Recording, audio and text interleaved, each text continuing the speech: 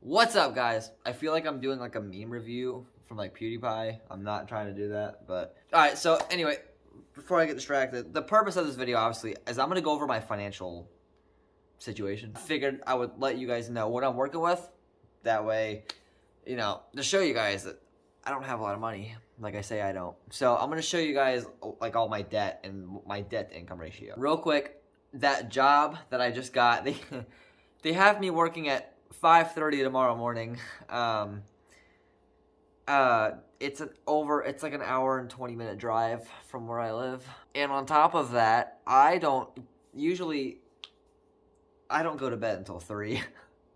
So my sleep schedule is screwed. So this is gonna be interesting. So I'm gonna go to bed really early tonight, or at least try to, and get as much sleep as I can, because I'm gonna be destroyed tomorrow morning. Either way though, let's get back on track, guys. I'm gonna hop right into the video. On here, on this paper, I got numbers written down. I'm gonna show you guys how far in debt I am with things and what I owe, what I make, etc. So obviously I got my beautiful Civic Si, beautiful car, 2019 car. It's got about 53,000 miles on it now. You wanna know what I owe on it? I owe $30,217.15. Yep, that's what I owe on the car still. On my PayPal, I have a credit card that I maxed out, like I said. I owe $1,467.84. And then I have a loan, all right, that I took out, and on that, I still owe $801.20. So I have all of that listed on the screen there so you guys can see. That is all the money I'm in debt with. That's not including a hospital bill that I'm still paying off, but I'm not really gonna include that. It's only 33 bucks a month. Whatever, that will go with time. So I'm not worried about that. That's just... that's like the main stuff that I need to kind of pay off. And the car is the gray area because I'm not sure if I'm going to pay that off. We'll discuss that at another time. Now, with this new job, I'm not sure if I guys told you this. I might have another video. It's 26 bucks an hour minimum, okay? It's 3 days a week at 10 hours a day. But they told me today that they might need me more often than that, which is great. I told them I will take any day you can. I don't care. I want to make money. That means at 3 days a week and 10 hours a day, that is 3,120 bucks a month. That's before tax.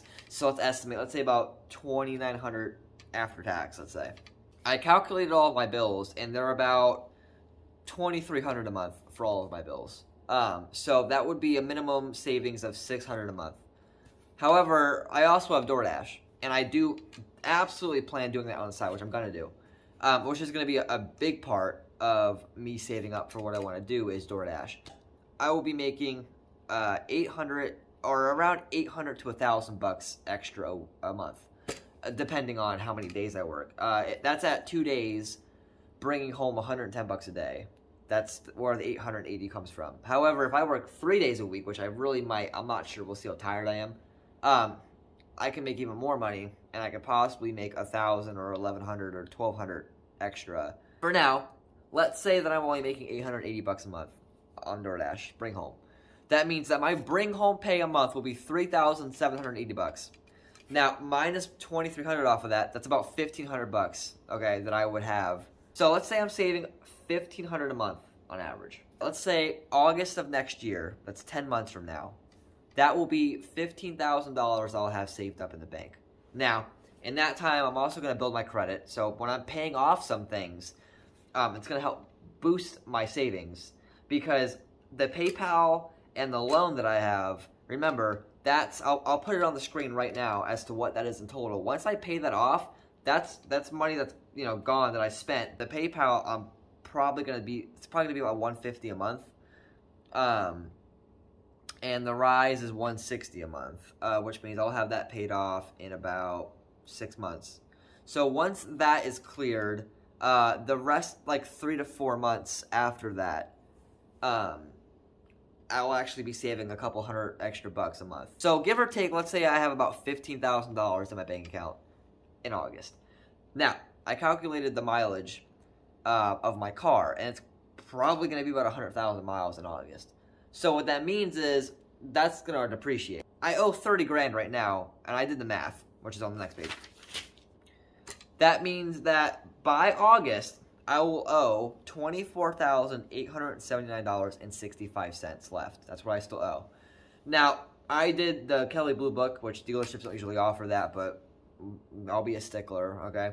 My car will probably be worth about $15,000 with what mileage will be on it. So that's $9,000 in negative equity. Do you see where I messed up, guys? Do you see where like this whole situation went south because of me and my moves? It's terrible, but we're gonna fix that. $9,000 in negative equity. Now I have $15,000 saved up. So I could either, one, throw all of that $15,000 on top to cover the negative equity and pretty much put down a $6,000 down payment on a car that's going to be at least $40,000. If I put all $15,000 that I have saved down, that'll cover the negative equity and then some. So that's pretty much me putting $6,000 down on a Type R, okay? That car is already $40,000. I'm assuming this is without a markup, right? So that car will be worth $34,000. And my monthly payment after that will be, with a 5% APR, that's what I'm going to go for. I'm going to build my credit. With a 5% APR, that car payment will be $548 a month. That is 15 more bucks than the SI out there for a Type R.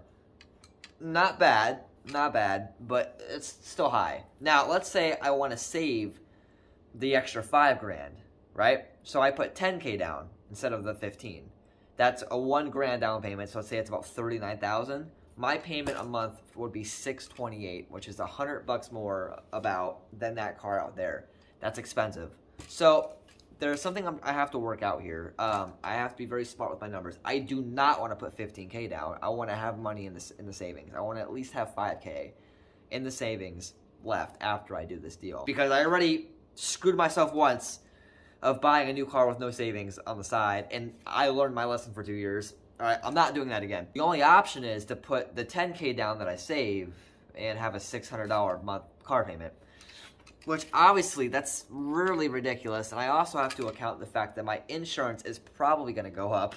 However, it could go down in that year, so I don't know how this is going to work out. I'm fairly certain it's going to go up still.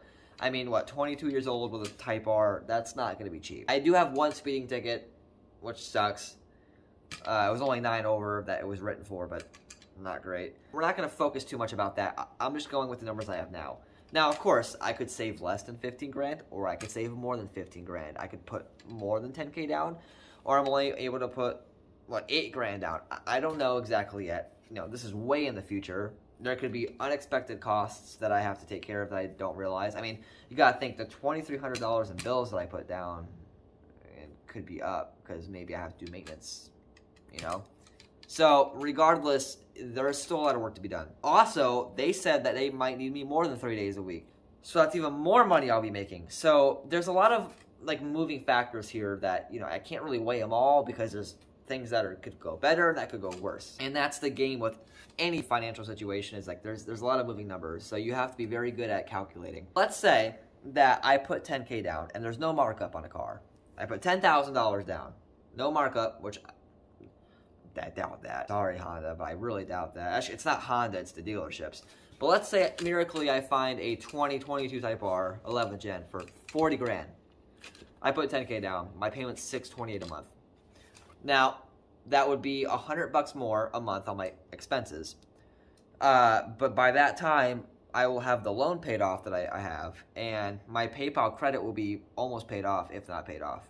That means that between the PayPal and the Rise, which is the Rise is the loan company, I will be saving an extra about $300 a month. So that $2,300 is gonna go down to $2,000. Okay. Now I'm gonna, let's say, like I said, $628 a month, and my current car payment's $533, which is absolutely atrocious, I know. So that will be an extra $100. So that'll go back up to $2,100, and then you have to account for the insurance. So that could be an extra $100. So that's, now we're back to $2,200. If everything can work out the way I want it to, my monthly payment would be $628 for the car, which means, and remember insurance, which means that all of my bills combined will be about $2,200 a month. And then I'm bringing home about $2,900 every month, which means I'm pocketing, well, that's without gas. So you got to include gas too. I forgot about that with gas. So with gas, you know, I'd probably be banking about $600 a month. And honestly, that's really not a lot. And that is why, you know, I will have the $5,000 stashed in the savings that I will not touch at all. So this is the issue I'm kind of running into. There's the numbers on paper, they work, but do I really want to have it to where I'm only saving $600 a month? Not really. So there's gonna have to be some room for change or something that I'm gonna have to do to help myself a little more. You know, one thing I was kind of thinking about was I can either wait longer than August, maybe wait till October or November, or even Christmas time for like a Christmas present, and get one, save up a little more, or maybe my credit will be better than I think, I'll have a better interest rate. There's a lot of different ways I can go about this. But regardless, I'm gonna do it. I just gotta know exactly how and when exactly. Timing is really what it's up to here, because I can wait longer and save more money. Or if I get an amazingly good deal somehow, and I pull the trigger earlier, then I don't know. But I want to be patient with this. Like I said, this is a very tricky situation, as you guys can see. You know, it's a lot of discipline, which I could do that, no problem. It's a lot of saving and not spending money. And I got to factor in, you know, if these guys are having me work more than 3 days, that's more money I'm saving a month. So I could be saving up to $2,000 a month. And if that's the case, that would be absolutely legendary. Also, another thing I have to take into account, you know, I do DoorDash now with that car because, like I said in my last video, it's kind of a beater car. I'm not doing DoorDash in the Type R. Absolutely not, unless I know the roads I'm going on. However, I do not want to touch DoorDash with a Type R. I don't want to do that because I just, you know, I don't want to beat on the car like that. You know, DoorDash is a lot of stop and go. And like I said, I do understand that a car is meant to be driven, but a car like that, I don't want to put the stress on it like that. I know it's made for like track use and it's made to go through a lot of stress, but I feel like stop and go traffic is a different kind of stress than like track stress, but I could be wrong. Either way, I don't want to touch DoorDash in that car. Now, another thing I thought about, which I could do it, and now that I'm thinking about it, is a great idea. Let's introduce the fact that I have $5K. I could spend $1,000 or $2,000 on a beater car to do DoorDash in, so I can have more money. So I just thought about that. That's a great idea. So let's do this. If you guys are still watching me, let's do this. I put $10K down. I got $5K saved up. Out of that $5K, let's take $2K out of it. That $2,000, let's drop it on a Toyota Camry or a Honda Civic. Extra insurance a month, but like what, $100? Make extra money. That's my beater car for DoorDash. I do DoorDash with that car. I can even make it my daily. And then I can make an extra $500 to $1,000 a month in that car. And then we're golden. That right there could really pave the way for me. And I didn't even think about that. It's definitely possible. I just have to put the work in. It all comes down to me. And I understand that completely. I'm willing to put the work in 100%. You know, you guys know me. I'm motivated. I'm going to make things happen. So, to sum it up, you know, the 11th Gen Type R is becoming a reality for me, and it's pretty exciting. I'm not gonna lie to you. You know, it's kind of crazy because that means I'll have 3 new cars within 3 years. Now, I'm not saying I'm necessarily proud of that because they're all financial mistakes. Well, okay, not this one. Let me explain. This Type R is not exactly a financial mistake. I'm using it as an asset. I'm using this car as like, okay, I'm doing big things on Instagram. I'm going to do big things on YouTube. The nicer the car that you have, the more likely you have of getting more followers. And the newer the car and the more special the car enhances that chance much more. What I'm pretty much doing is I'm upgrading to a faster car, a nicer car, and I'm also upgrading my influence and following. I'm going to be straight up and honest with you. One of the biggest reasons I'm doing this is to use it as an asset for my success. Now, you're probably thinking, well, there's better ways to do that than spending $39,000 on a car, Jesse. Well, I understand that, so hold on a minute. I understand that. However, you have to realize that sometimes you have to spend money to make money. And being able to be one of the first few people that have an 11th Gen Type R and have a head start is a big thing. Because the Type R is very controversial. A lot of people talk about it. With the way it looks, even now, even it's more subdued than the old one, it still is a pretty legendary Honda, right?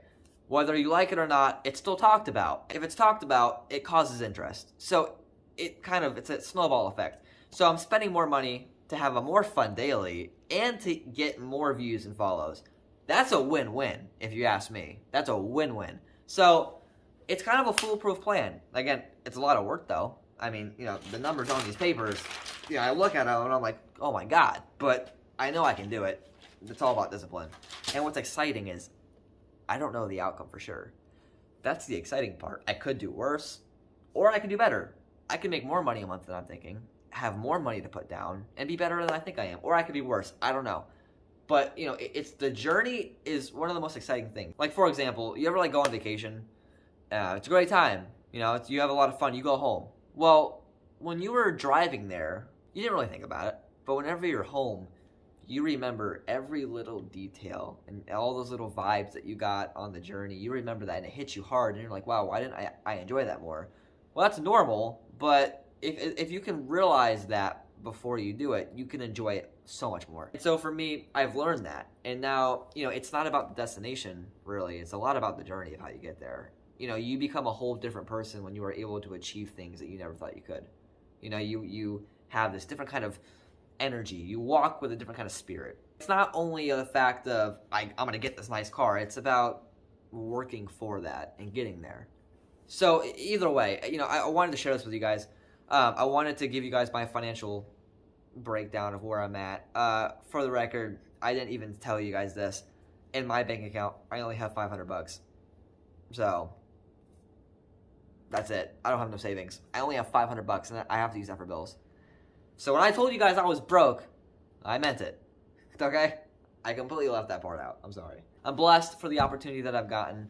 I'm blessed for all you guys that watch this. I'm not sure when I still have no idea when I'm releasing this channel, but it should be soon. But you guys watching this all the way through, if you still are, you're amazing. Thank you, sincerely. You're awesome. And I just wanted to share you guys that situation. That way you guys have a rundown of what I'm doing. But without further ado, guys, I'm gonna go. I really appreciate you guys. I really do. You guys are awesome. I will talk with you guys soon. I'll see you in the next video. And as always, guys, keep motivated, push on. It's all up to you. You got this. All right?